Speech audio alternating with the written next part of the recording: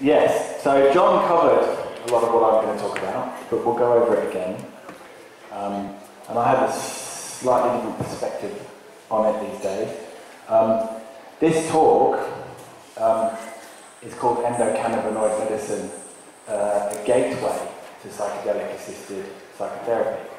Now that is my little poke at the system.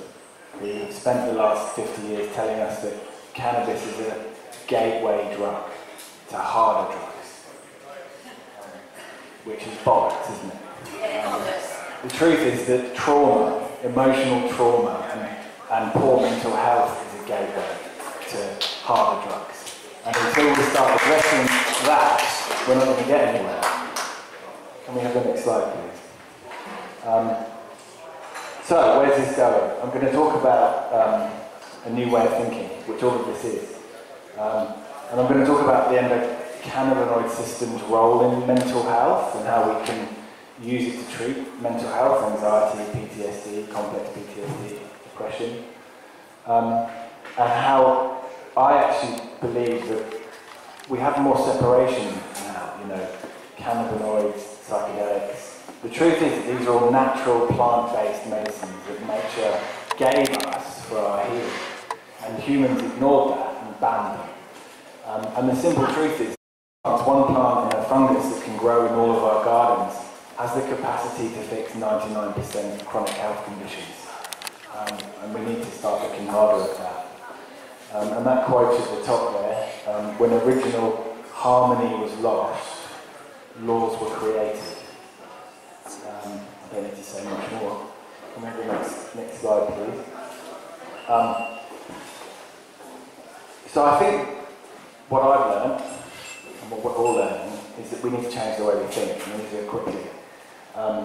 These medicines, plant-based medicines, psychedelic medicines, cannabinoid medicines, these are questions that I'll sort of touch on as I move through. What do they teach us about human suffering? Does nature contain all of the answers that we're seeking? And what I think about that, especially with humans, until we can design these and build these, we shouldn't be doubting that nature has all the answers. Because humans can't build these, we can't really fix them yet either. So to think that nature doesn't have the answers is a fallacy. This is more of a statement. Trauma is the leading cause of suffering in our society. And our cannabinoids and tryptamines, nature's keys to healing our consciousness and our communities. Now, you've heard about the endocannabinoid system and how the cannabis plant contains potent medicine for that endocannabinoid system. We have a tryptamine system as well. That's a serotonin system. And naturally occurring tryptamines, psilocybin, DMT, are potent medicines on that system.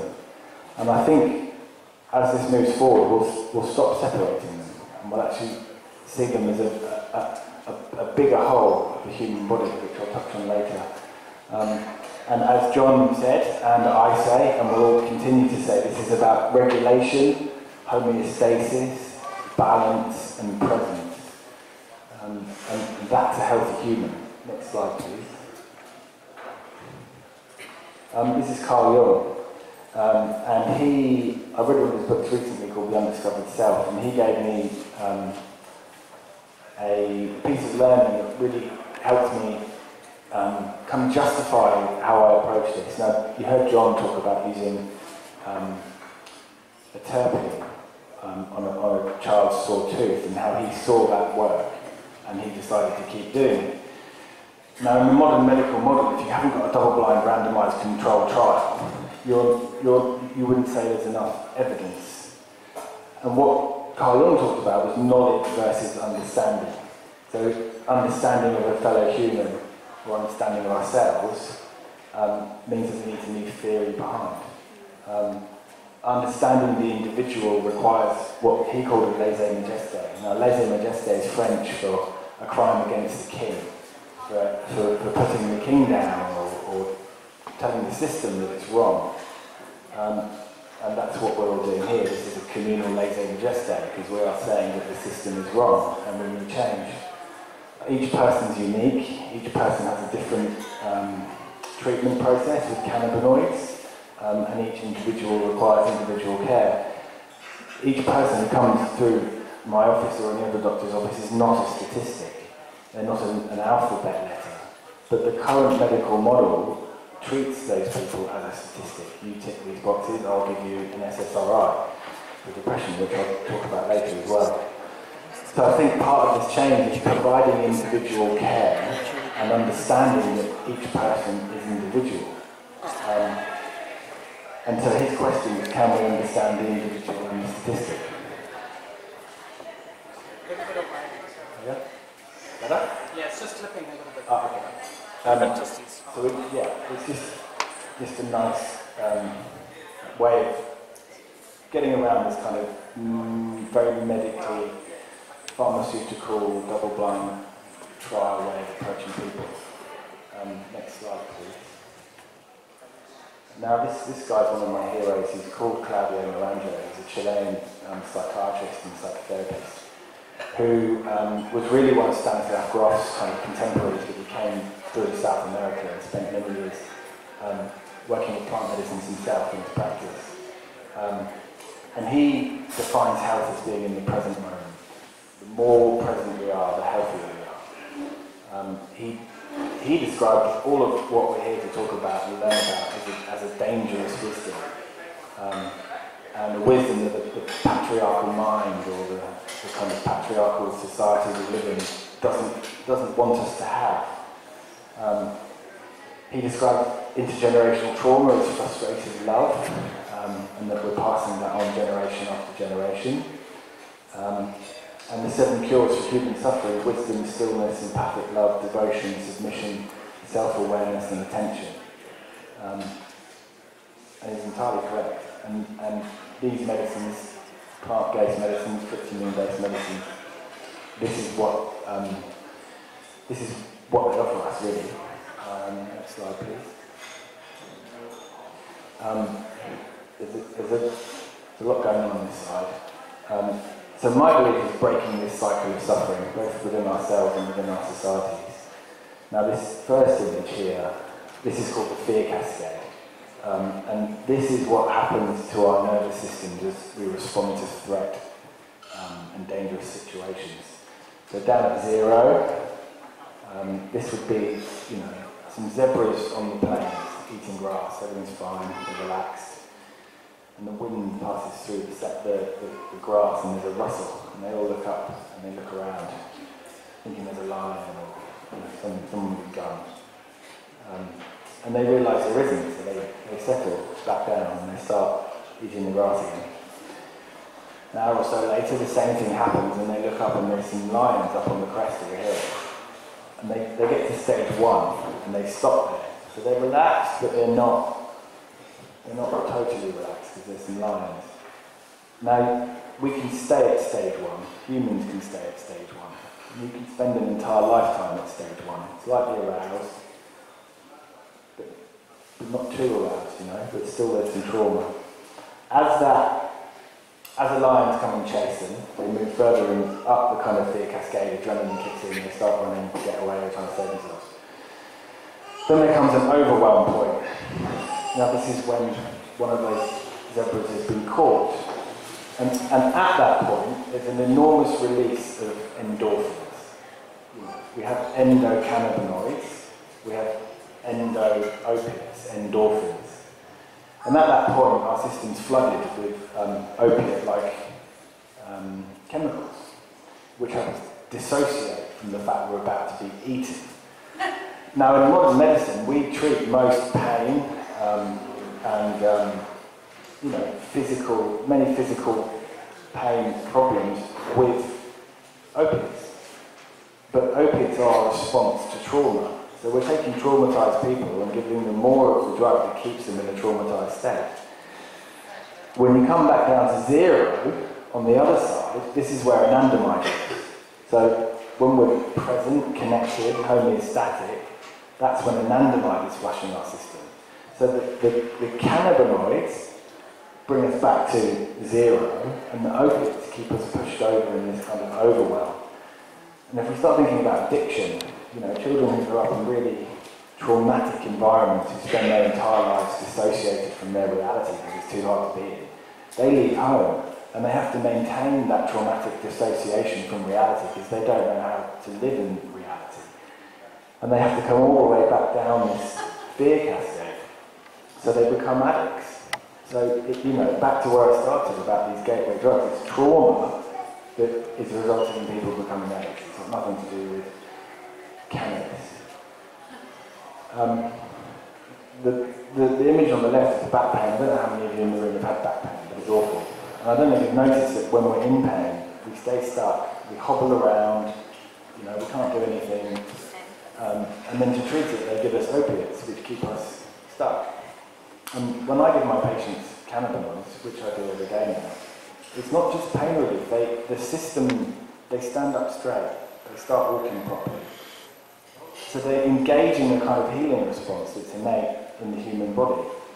And I think that's something that, as this all moves forward, we need to really focus on, which I'll touch on in a minute, is that our bodies have the ability to heal. The endocannabinoid system is our healing system. And in some ways, it's a bit of a shame they called it the endocannabinoid system because of the stigma around this plant.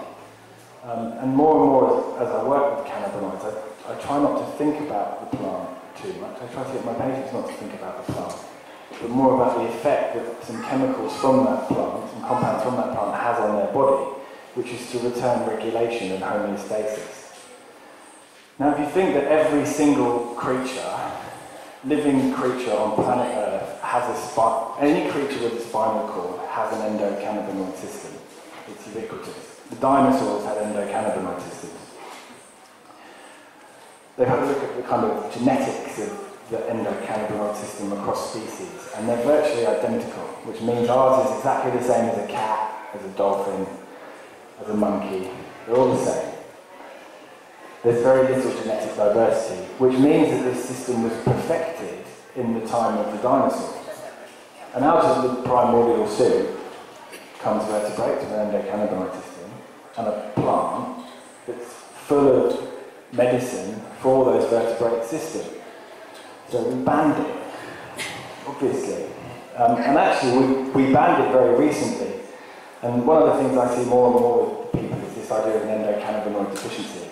And I think, I grew up near a town in the UK called Hempstead, which is Anglo-Saxon for heavenly hemp fields. So the whole region I grew up in was hemp fields, hundreds and hundreds of years ago.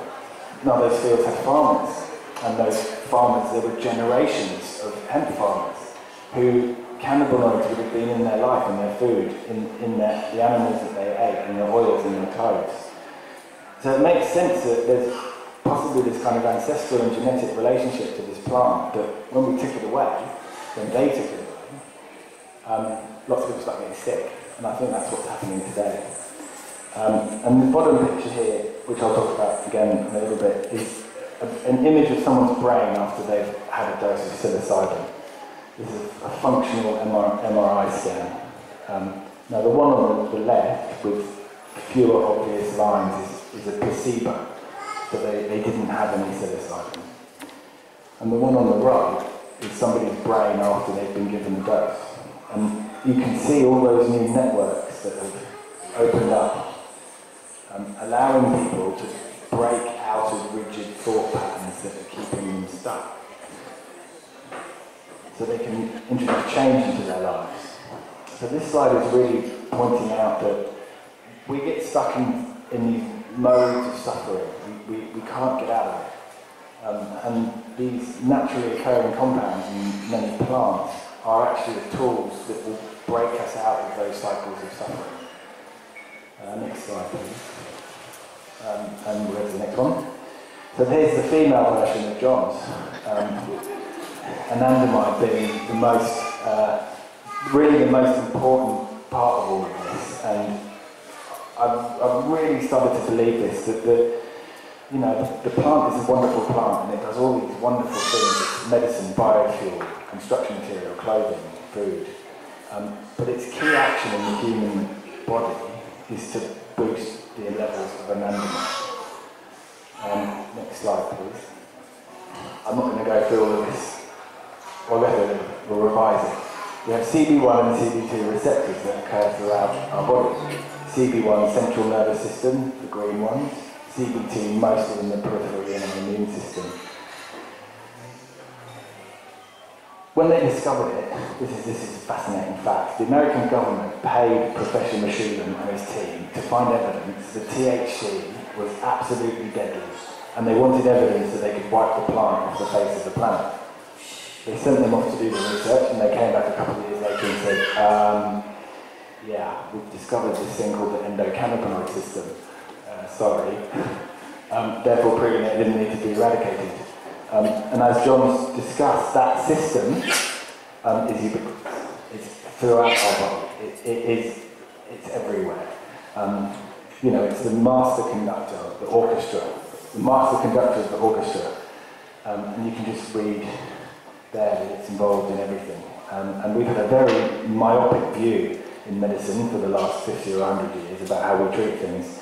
And actually, if we take a step back and look at this kind of global system, and we can use cannabinoids and tryptamines for that, we'll start to get somewhere. Next slide, please. So this is the concept of a thermostat. You all know what a thermostat is. John touched on it as well. We turn the heat up when it's cold, and we turn the heat down when it's too warm. And that's basically how this system works in our body. You know, we have neurons in the brain. There's GABA and glutamate. One's excitatory, one's inhibitory. And as the endocannabinoid system kicks in, if there's too much excitation, it slows it down. And if there's too much inhibition, it allows it to speed up. So finding the balance, really. Next slide. Endocannabinoids, anandamide 2-AG.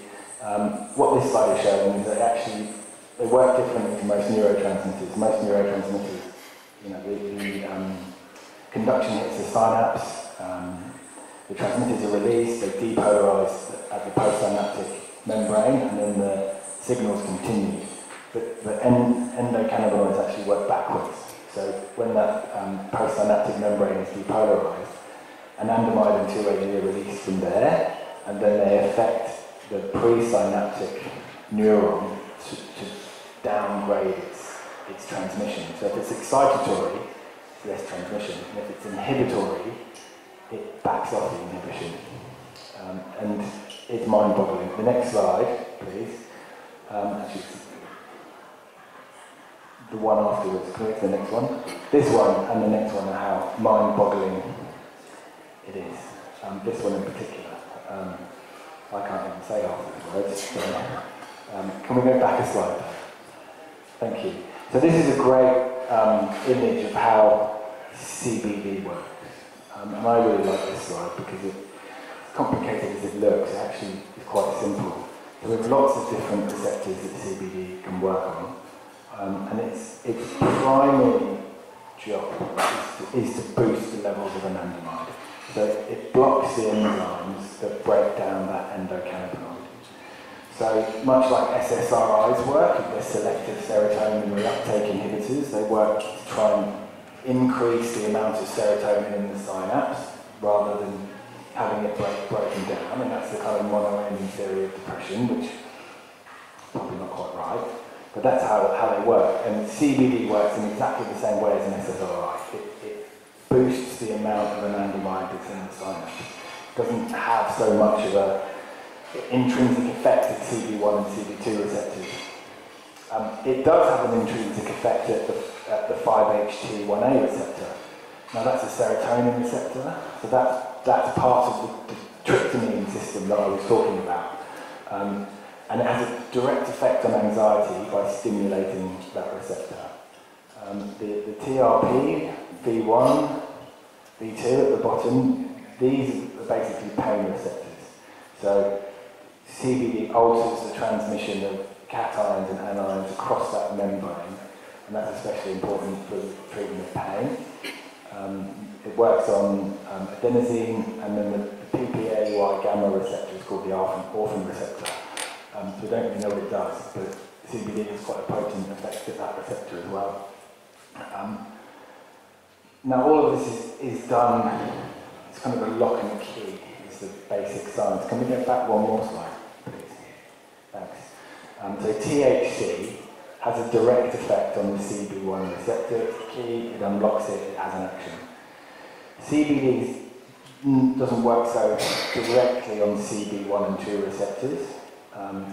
CBD changes the CB1 receptor, and that actually will affect how THC interacts with it. And a lot of, real-time experiment that some of my patients have told me about, when they use flowers, they can vaporize the THC flower, and they overcook it and they get anxious, even though their pain goes away. And then they vaporize the CBD flower, and that takes the anxiety away and kind of decreases the effect of that THC on their anxiety, whilst it still is very effective for pain. So CBD has a potent effect on how THC works. And THC, a nice analogy I use is that you've got a car on the paddock, right? And you've got to get it out of the paddock and you've got to get it going.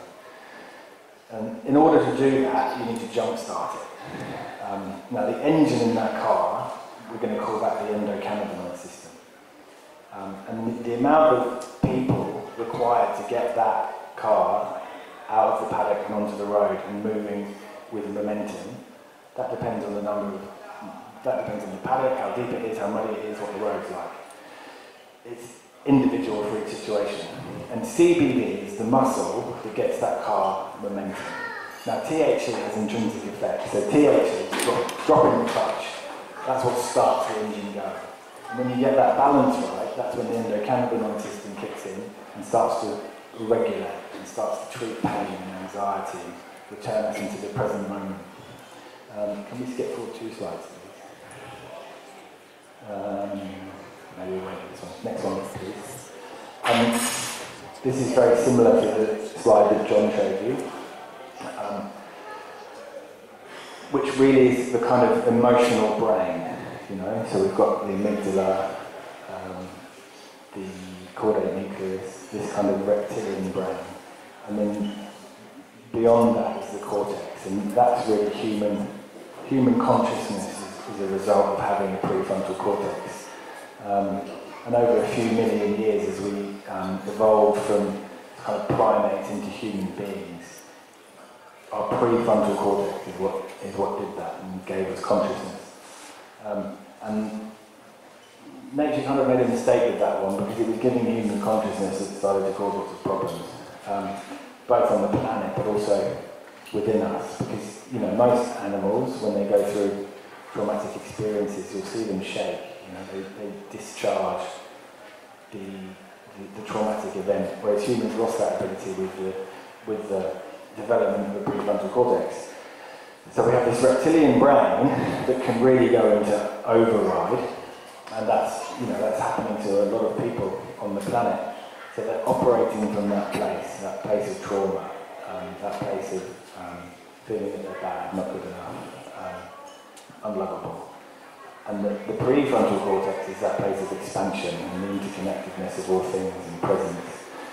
So a lot of these medicines, cannabinoids especially, help tone down that reptilian brain and allow people to feel less triggered. If any of you have used cannabinoids for the treatment of trauma, you'll know that there's space. They give you space. If you're triggered, there's suddenly some time before the reaction comes. We can spend many years in talk therapy being told to count to 10, but when this comes down, there's no counting to 10. We fire like a reptile. Whereas cannabinoids, they start creating some space in those reactions, as do tryptamines. CBD is anxiolytic, so it reduces anxiety, and it does that through anandamide and directly acting on the 5-HT1A receptor. And augmenting the endocannabinoid system is really what can treat PTSD and sort of habitual stress responses. It's not really a cure though, and that's where a lot of these newer medicines are really fascinating. Can we go to the next slide, please? Before we get to that, I'm going to talk about this. Now, the endocannabinoid system has a major role in balancing the kind of hypothalamic pituitary axis. Now, I'm sure everyone in this room at some point has felt that they have adrenal fatigue, you know, just really overtired and stuffed and burnt out. And constant stress in our lives puts this axis out so that the adrenals just keep going, they just keep producing adrenaline. You know, when that adrenaline goes, we fall in a heap. Now that's because the endocannabinoid system is out and it's not balancing that system. So, you know, increased 2AG in the limbic system balances or habituates the hypothalamic pituitary axis to stressful stimuli. So chronic stress decreases the endocannabinoid system ability to regulate that axis. And the ECS dysregulation and stress may lead to a hypothalamic pituitary hyperactivity and the development of depression and PTSD. The endocannabinoid system recruits noradrenergic signaling in regulating the stress response. And I talked earlier, I touched on this monoamine theory of depression, that we're depressed because we have low levels of serotonin. And I think for some forms of depression that's not true. I think that when you spend your whole life in overwhelm and stress, the natural response is to then fall into depression because it's become too much. So that's the reason how an ECS dysregulation is causing depression, and something I've observed in my practice a lot is when we start to rebalance how these symptoms start to slowly go away. And this is a major mechanism for how that's happening. Next slide, please. It sort of touches on the same thing. These are the sort of chemicals, receptors, agonists, enzymes that are really important in the endocannabinoid system. So it has an anxiolytic, anti-anxiety, and anti-depression role. And by treating the endocannabinoid system globally, I think we're far more likely to have successful outcomes for mental health patients. And this is where the augmented psychotherapy comes in, because these medicines help regulate and they help tone down that sort of stressful response and treat our mental health. But they might not treat the core traumas that have put people in that place. And if we go to the next slide, please. This is where I think you know, psychedelics, especially psilocybin, can be very helpful. There's a very new theory, but there's an emerging theory that actually psilocybin will reset the endocannabinoid system as well. So psilocybin works on a receptor called the 5-HT2A receptor. Now that's the psychedelic receptor, that's in our cortex, and that's agonism of that receptor, psilocybin, DMT, that's what causes the psychedelic experience. Now when those receptors are firing, there's an increase in serotonin in the brain, and that increase in serotonin in the brain actually will reset anandamide levels. So that last point there, psilocybin flips serotonin's role and drives CB1 to anandamide rather than dopamine.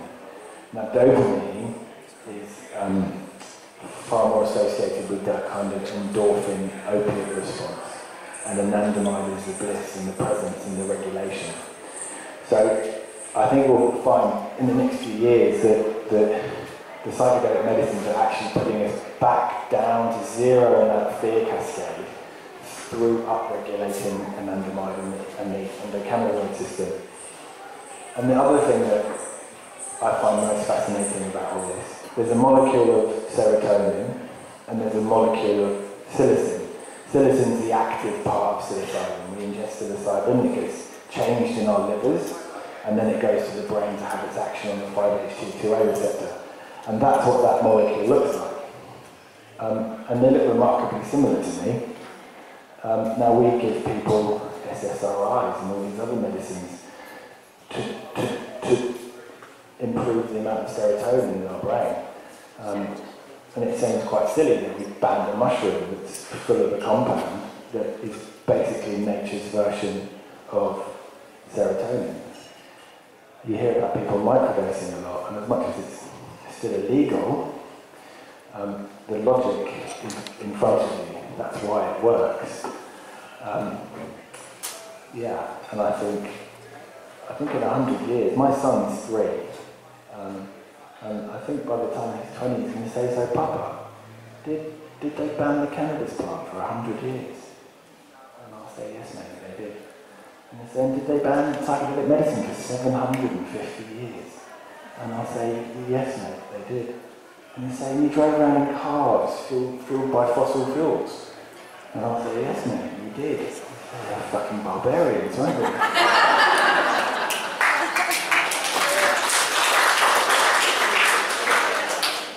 Next slide, please.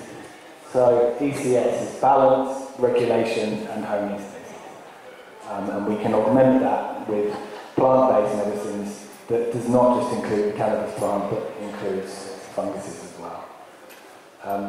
Now, the last section of this talk is a bit more controversial, and it's my little dig at the system that I am part of.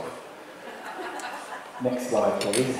And it's really about how we can use cannabinoids to prepare people for what are essentially curative treatments. So the early research has been done abroad, and it's beginning in Australia, when MDMA has been used in a course of psychotherapy with 80% remission. When psilocybin is used to treat generalized depressive disorders, anxiety disorders, or substance abuse, there's 80% remission. And that's after 3 months with 3 doses of a compound with some nice people in the room. What's interesting though is that the drugs we currently use to treat depression, anxiety, block that process. Next slide, please. This is some studies from the States. Now, what that's showing is that people who were using SSRIs before they underwent psychedelic-assisted psychotherapy did not respond as well to the people who didn't use SSRIs. So, we're using medicines that don't work, and not only do they not work, they block the only things that do work, which are all illegal. Next slide, please. So 75% of people who didn't use an SSRI and underwent psychedelic-assisted therapy with MDMA went into remission. Those who were using an SSRI, only 36% of them went into remission. Next slide. Now this is the good bit. These are all meta-analysis. This is the gold standard for research. Looking at all the research that's been done and drawing conclusions from it. The statisticians say that that has power. So the first guys, they did a meta-analysis of 47 studies. This is to treat depression. There was no clinically significant benefit in treatment of depression using SSRI. None whatsoever. Severe depression may benefit. 2010, meta-analysis again. SSRIs have no effect in mild to moderate depression, but a small benefit in severe. 2009, NICE guidelines, antidepressants have no benefit over placebo in mild depression. In this next trial, 4,000 participants, SSRI lead to remission in 4% of people. This is long-term use. This takes weeks for them to kick in, daily dosing, lots of side effects. When we use psilocybin, 80% of people go into remission after 3 doses. The last one, 21 antidepressants, 522 trials. SSRIs are more effective than placebo in severe depression. That's it. Now, every day, people tell me there's no evidence for cannabinoids. Every day, hundreds of doctors in this country are prescribing SSRIs for mild depression and anxiety. And they're the ones telling me there's no evidence for what I'm doing. Yet there's lots of evidence to say what they're doing doesn't even work, but they still do it. Next slide, please. Not only do they not work, there's a diagnosis in the DSM, which is serotonin withdrawal syndrome. So we're giving people medicines that don't fix their depression and give them another psychiatric disorder that didn't exist before we gave them SSRIs. And complex PTSD is not even a recognised diagnosis in that book.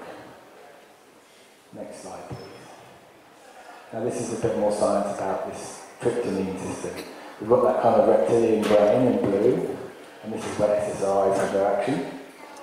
And then we've got the 5-HT2A receptor in the cortex, and this is where the tryptamine, so psilocybin, will have its action. There's a lot more of them, which goes back to that slide with the image of the placebo and the post, the psilocybin dose, the functional Mri Scan. A lot more starts to happen in the human brain when these medicines are used. There's more signalling, there's more entropy, there's more energy, and the result of that is to decrease rigid thinking, increase sensitivity to the environment, and facilitate an emotional release. And then that results in depression decreasing and well-being improving. Now, there's a great book, which even if you haven't read it, you should read it. It's called How to Change Your Mind by a guy called Michael Pollan. And the best analogy I've ever read for this is his about the use of psilocybin, that if you go skiing, and there's been no snow for weeks and it's really average, you're obliged to go through the ruts of other skiers to get down the mountain. And that's the only way you're going to get down. And then there's a fresh dump of snow, and you can take any route down that mountain you like. And it's more fun than any other time. So the psilocybin is that fresh dump of snow that allows people to take different routes around their thoughts, so they can change their thought processes. And that done in the course of psychotherapy is what leads to remission. Next slide, please. This is a complex slide that basically says that standard medications affect these treatments.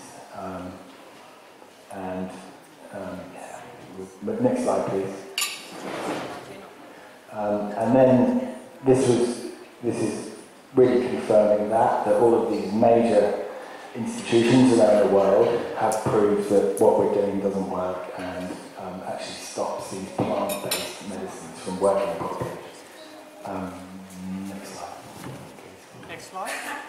This is the last one, actually. So most of this talk has been around new ways of thinking, using new physiological targets to treat trauma. They're not new, they've been there since we were 8, but we're now realising that we should be using what nature's already given us to treat humans. And why that's such a leap still is mind-boggling to me. Can we use cannabinoids to improve these psychedelic therapies as they come in? I don't think there's any doubt. And is ECS regulation a foundation for using these medicines? And actually, ECS regulation is a foundation for human health. And without it, nothing we do is going to return people back to well-being and the present moment. Yeah, thank you. That's all of it.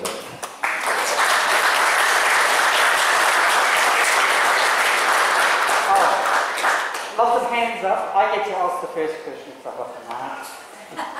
Doctor, sorry, how do we contact you? Oh, how do you contact me? Yes. My website. Ananda on the bottom. Sorry, Ananda on the bottom there. That's my clinic. Ananda.com? It's anandaclinics.com. Anandaclinics.com. Okay. And then very last question before I hand over to our esteemed audiences are, when can psilocybin be prescribed? When? Yeah. We can't at the moment, it's illegal. When? Yeah. Well, we're working on it. So the TGA, submission went into the TGA earlier this year, and their interim response was to not reschedule MDMA and psilocybin at the moment. Their reasons for that were that they were, I can't tell you how frustrating their responses were, but basically they're speaking from stigma still, that these compounds have been abused and they cause psychosis and they'll give birth to frogs and they'll run over the head and so this kind of silly stuff. The process has begun, and a lot of us went back and said, well, hold on a minute, let's just look at this. So there's another plant, it's called Papaverum somniferum, and it's the opium poppy. And the street version is heroin, yet there are legally prescribable versions of opiates that are used every day in our society. And when we prescribe them, we don't think about using heroin. We give our children dexamphetamine for ADHD, and we don't think about ice. So why on earth do we have to think about, bad things happen to people when they take too much MDMA at a party to block us using them in a safe and therapeutic environment? And we're still waiting for the response. The reality is that it will probably be next year or the year after that they actually reschedule them. But they will reschedule them, and it is going to happen.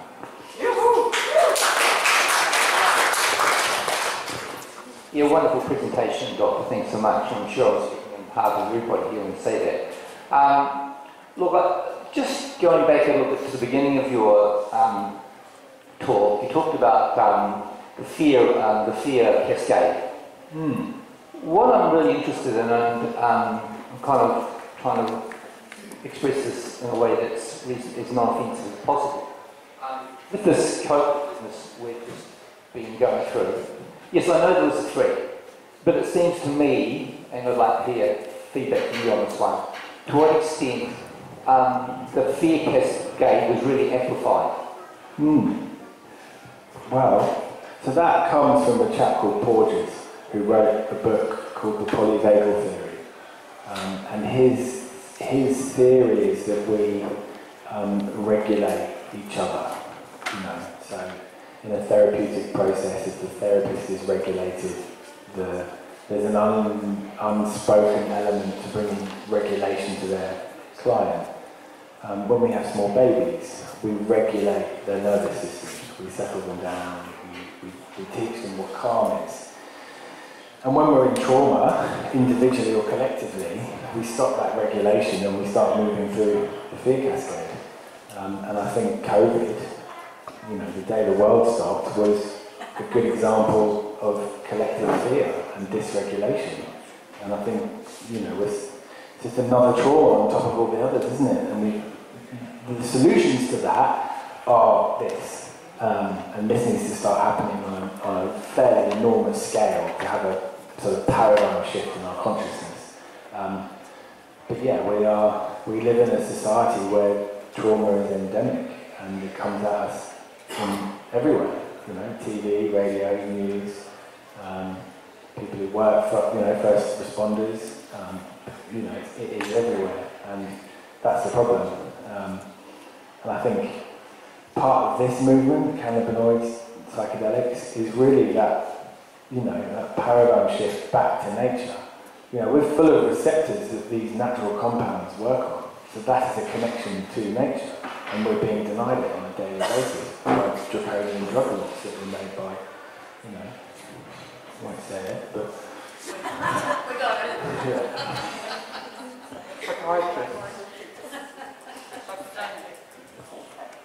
Yeah, let me reiterate, awesome talk, I really enjoyed it. I guess I have a few questions. I guess first is, other than how to change your mind, do you have any other reading recommendations? Lots. Yeah, maybe I should talk to you after. Yeah, a good one is that fella, Claudio Naranjo. He wrote a book called The Revolution We Expected, which is about this, really. We need to have a major shift in our society, and we need to get away from this patriarchal system that is just very toxic and telling us all what to do. And we need to sort of trust more in ourselves and each other, which is where I started as well with that quote, when original harmony was lost, laws were created. Laws are for people with trauma, I think, and if we can treat that, maybe we can all get on with it better. Yeah, I definitely agree with you. And I guess the second one is just about the psilocybin studies. Did you know what kind of numbers they use with patients, or kind of what the population, what the group was like that they did that study on? They've done lots of them. Okay. People with depression, severe treatment-resistant depression. That was the criteria. Okay. Is it kind of like Australia or the US or? US and the UK, Israel. It's just started in Australia. So St Vincent's in Melbourne is doing a study on psilocybin for end-of-life anxiety. So the government finally said that people who are dying could try psilocybin, which is nice of them. There's another one starting in Melbourne for anxiety.